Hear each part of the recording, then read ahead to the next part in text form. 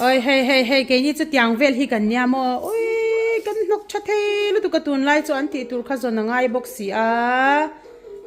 hey anh em mà nhiều nào hoàn khơi à ui à ui tôi xí cần em nè hey hey tôi xí mặc thế nha ôi thì hai anh cái như cho cần tôi xây kết li thế nấu thế hey lại phiền bụi thế ok wow thì khai niกันkhơi về ta ni mo ui in về là ni he khơi mo cái in về do give me tea khơi cái mà khát tea khăm in về rồi khơi yummy khá lẽ yummy oh yummy oh khơi mo baby kha khơi mo na mà ti em ui na mà lâu ti về mo hey kan nok nói chi na hey sensory beans an tia ma se hey bean lo po tel cho hey avar chi te hey chal te chuanin hey pasta te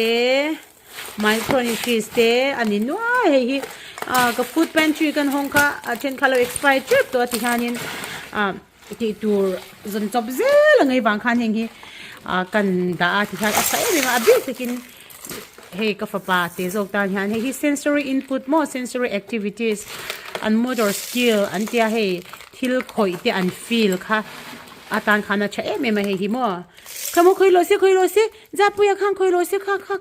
khoi lo se ama tan han a chalo tu ka hi kai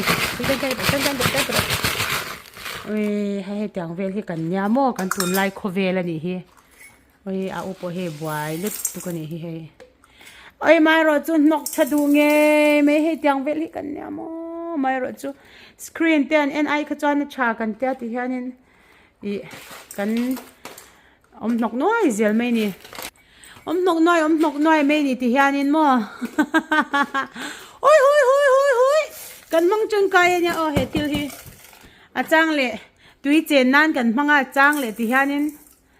nakina nge he bu fai mo rice color sang kha ka le sakang ka tia mi chala he chu he lai hi pasta te micronutrients te he lai adum hel hi bu bandum chi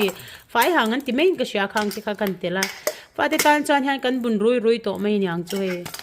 hi acha em mo han khoi he ka fa pa po han ti han a khoi ve a ma hi chu kut ei boy han a boy china he a khoya he